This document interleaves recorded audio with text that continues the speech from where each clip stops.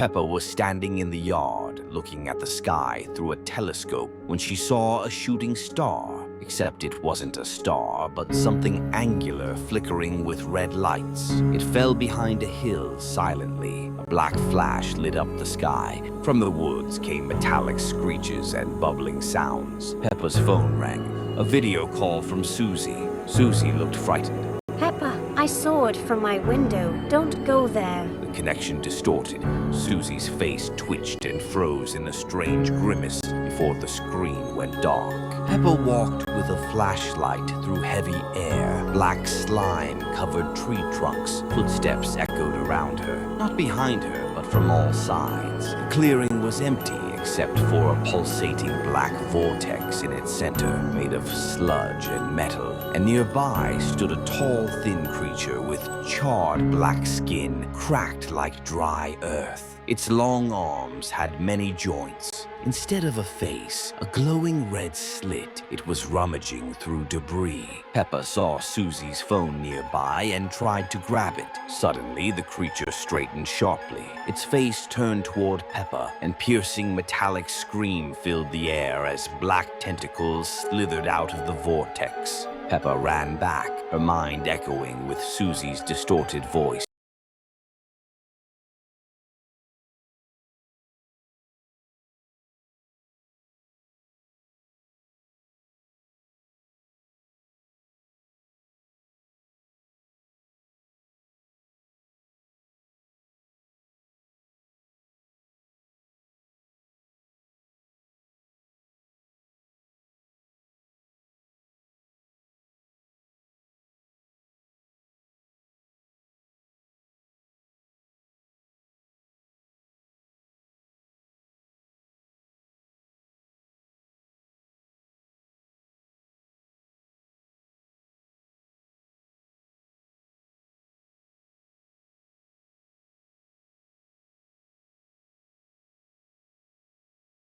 Peppa put on an old record. The cheerful melody suddenly crackled and slowed down. Old songs remember more than words. Shadows stretched toward Peppa. On the TV, the silhouette of Mr. Melodious. A whisper from the speaker. Peppa, George, onto the stage. Black tar flows from the speaker. A thud from above, child's room. The squeak of toys. A tentacle of tar burst out of the speaker. Peppa jumped back. The shadow of the turntable grew up to the ceiling in the shape of Melodious. The conductor calls the orchestra. Peppa ran upstairs. Tar was chasing her. The stairs rippled like water. Shadows of the railing. Tentacles. On the landing, Peppa looked back. Below stood Melodious. A flick of his spike. Drops of tar dripped from above. On the steps, distorted notes. Peppa burst into the nursery, slammed the door shut. Suddenly, a knock sounded. A refuge or a stage. George froze. Boys jerked in sync. Wallpaper, pulsating notes. The ceiling, hanging tentacles. George turned around. Black eyes. A mechanical smile. From his mouth, a distorted hum. Boys marched toward Peppa. The teddy bear clicked its jaws. Everyone in formation. The door opened.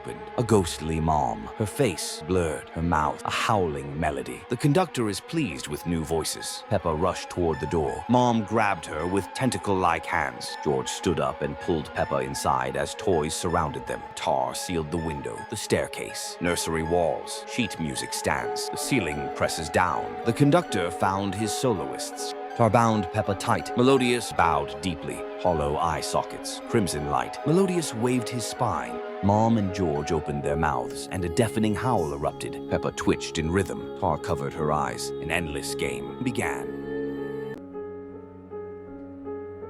Peppa and George were building a castle in the sandbox. The sand beneath their feet trembled. Suddenly, holes appeared in the ground. Dark, sticky pits. A black tentacle grabbed George's dinosaur. The holes vanished instantly. The sand felt cold, heavy. Round mounds started to rise all around. One of them opened, revealing a black, sandy mouth full of teeth. Peppa grabbed George and they ran toward the house. The mouth growled behind them. Waves of sand rippled under their feet. Evening. The backyard. Shadows were growing longer. From a new hole, George's dinosaur crawled out, covered in shiny black sand, its red eyes glowing. The toy turned its head and looked at Peppa. The dinosaur's teeth had turned black. All the sandy patches in the yard began to stir.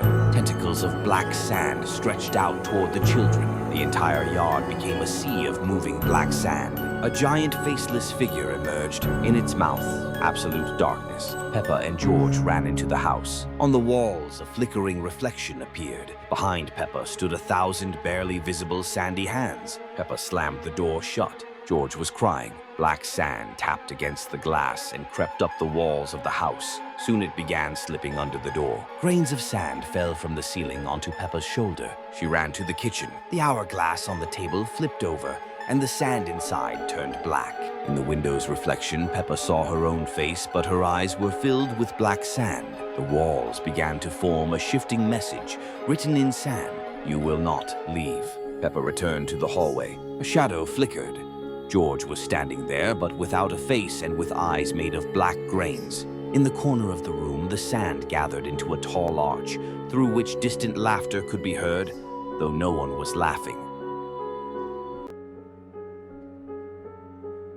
Peppa and Pedro were standing by the shelves with children's books. Peppa noticed an old fairy tale book. Its cover shimmered with uneven light. The surface was cold and sticky. The book opened itself. The pages stuck together and became damp. Black letters slid off the pages in a viscous mass. The mass formed insects with thin, shiny legs. The insects crawled onto Peppa's hands. Peppa screamed. She threw the book to the floor. Nearby books began to open one after another. Swarms of black creatures flew out of the books. Pedro was standing by a small bookhouse watching an open book. Letters from its pages detached and crawled onto his hands. A black mass enveloped Pedro's face. He froze in place. A sharp squeal tore through the air, sounding like tearing parchment. The librarian stood at the end of the aisle, her eyes shining unnaturally. Peppa burst into an empty hall. She dove under the nearest table. The librarian's white shoes stopped nearby. Her socks looked directly at her. Peppa froze. The shoes turned away and moved back. Peppa crawled out from under the table. The librarian was standing by a window. Peppa started crawling toward the archive door. She turned around. The librarian turned her head. Her eyes became spinning reels. Distorted letters flickered on film strips within them. Her mouth stretched into a silent scream. Peppa was pulled into the darkness of the storage room. Shelves rose up to the ceiling, towering over her. The air was thick with dust. She pressed against the door, her heart pounding fiercely.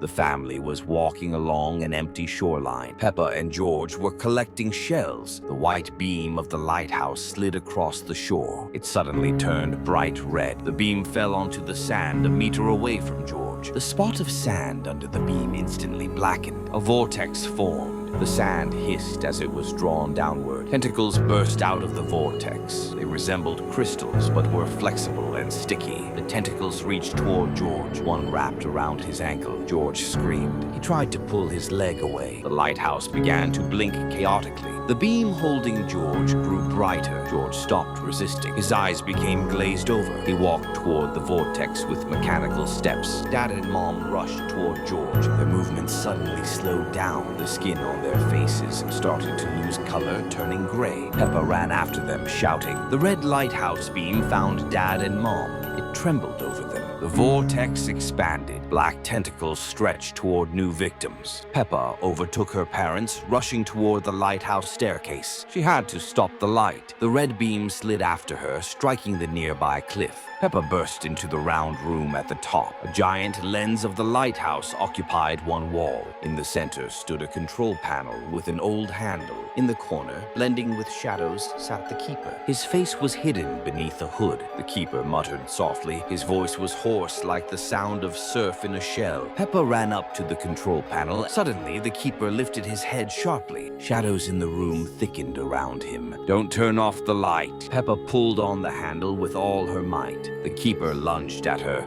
Shadows behind him stretched out like tentacles. The blood-red lighthouse beam went out. Darkness reigned for a moment. Then the beam flared back to life, blindingly black. Not light, but absence of light ripping through the night from the lens. Peppa ran out onto a narrow balcony surrounding the room. The black beam struck down at the shore below. She looked down. On the beach, in the center of the black beam, stood Dad, Mom, and George, their figures faintly glowing with a dull gray light. A huge black vortex pulsed on the sand beneath them. Black tentacles burst from the vortex. They wrapped around Dad's, Mom's, and George's legs, pulling downward. Suddenly, the lighthouse's red beam jerked sharply, aiming directly at Peppa on the balcony above her. Shadows on the balcony thickened. They stretched out from corners toward Peppa.